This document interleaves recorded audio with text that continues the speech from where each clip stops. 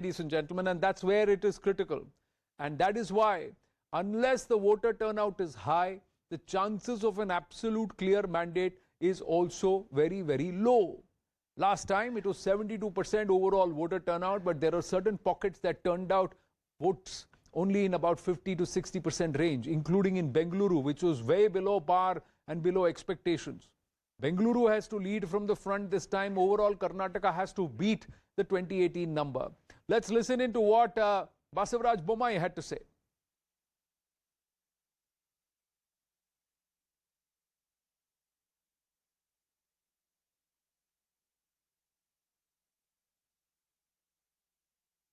While the Chief Minister has been touring across the state, here in Shigao, his very constituency is being handled by his son and his wife, who have been canvassing for him for months on end. I'm being joined by Bharath, who is the son of Chief Minister Basavaraj Bommai. First things first, what do you gauge from the voters here on the ground? I think it's a celebratory affair here in Shigao, because I've traversed the entire constituency for almost 30-35 days now, going door to door, and the response has been very good, and I'm very confident that father will win with a huge margin here.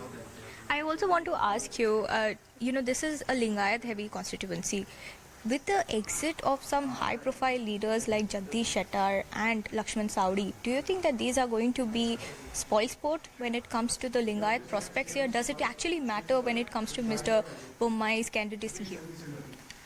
See, here people are very pro-development because they have suffered a lot 30 years back, 15 years back, especially 15 to 20 years back. They know the state of affairs, how the constituency was and how the constituency today is. In the last 15 years, father has been continuously ensuring a lot of development work happens. And here, whatever be the caste dynamics, people only look for development, and people will vote only for pro-development. And because of father's image as well as his development activities that has happened in the constituency, people will ensure that Basavaraj Bommai comes. Well, there are two parameters on which Chief Minister Bommai is going to be judged. Of course, as the local MLA of Shigao, he is eyeing a fourth term. But when you talk about the issues like hijab, halal, now Bajrang Bali, do you think that this communal disparity that has come up and has been an overriding factor as far as Karnataka election this time is concerned, do you think that is going to put Mr. Bommai at a disadvantage when it comes to the minority communities who have always backed you up in Shigao?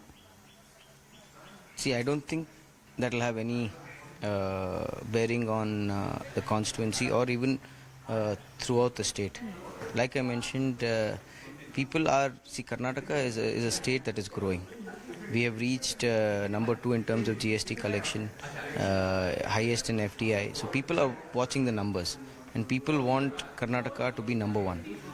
If you have to be the number 1, development is the only agenda. So people are looking into that. Here you will be surprised once on 13th, once the results starts coming in, you will be surprised with the kind of people and the caste dynamics that we have. All of them will be voting for. So Bharath Bommai in the Lingayat stronghold for Basavaraj Bommai in Shigao. You have B.Y. Vijendra there in Shikaripura. We'll go to Purnima in just a bit. Then there is the son Nikhil Kumaraswamy in Ramanagara, H.D. Kumaraswamy. So that's the Vokaliga stronghold. We showed you what's happening in Varuna. That is the Siddaramaiah and his son Yatindra stronghold. So there is families. Now talking about families, Tejasvi Surya and his mom, after casting their vote, they are coming out, meeting all the voters, standing there. It's quite a popular face in that region, being very, very active. But will they all deliver for their parties? What is expected out of them? That's the big challenge, because they need to convince the voter to come out and vote. We're urging you in Karnataka, if you're watching us, go